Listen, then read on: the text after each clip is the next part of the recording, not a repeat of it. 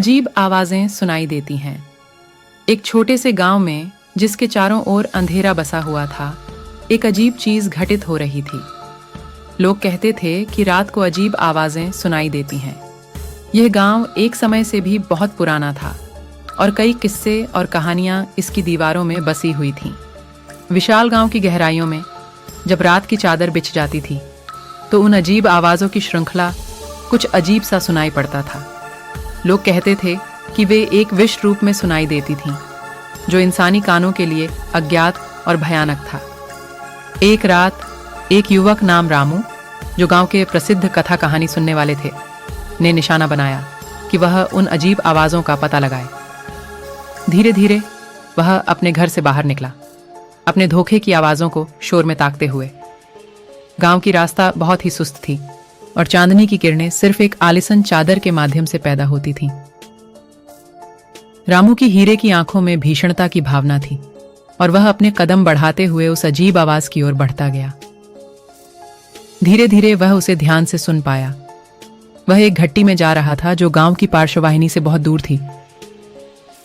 जैसे ही वह नजदीक आया, वह ने आवाज को सुना, एक भयंकर रोने की ध्वनि जो अंतरिक्ष में घूमती थी और उसके हृदय को घायल करती थी।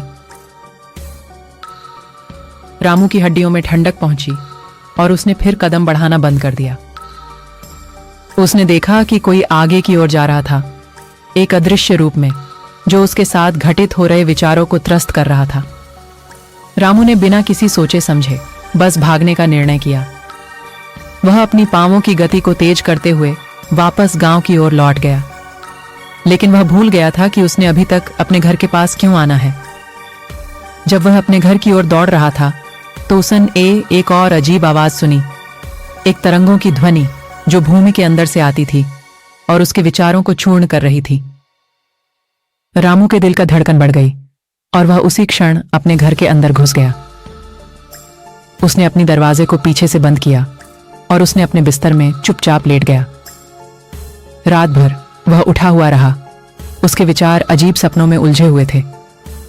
उसे लगा कि कुछ बुरा हो रहा है, कुछ अजीब सा, लेकिन उसको समझ में नहीं आ रहा था। सुबह के पहले प्रहर में जब सूर्य ने अपनी किरणों से धरती को छूमा, रामू ने अपने घर के बाहर की ओर बढ़ा। उसने देखा कि गांव की ओर एक गहरा धुंधला ढंग से छाया हुआ था, जैसे कि कोई भयानक सत्ता उसके ऊपर छाई हुई थी। रामू ने देखा कि गांव के प्रत्येक मकान में लोग भाग रहे थे। वह अपने दोस्तों से मिलने के लिए भागा और उन्होंने सभी को एक साथ लेकर गांव के केंद्र में पहुंच गया। वहां एक पुराने बुजुर्ग व्यक्ति बैठा था जो बोलने लगा, यह एक पुरानी कहानी है जो गांव के लोगों में प्रचलित है। यहां कहते हैं कि एक रात को एक भूतनी ने गांव की सभी आवाजों को अपने प्रेमी को बुलाने के लिए इस्तेमाल किया। लोग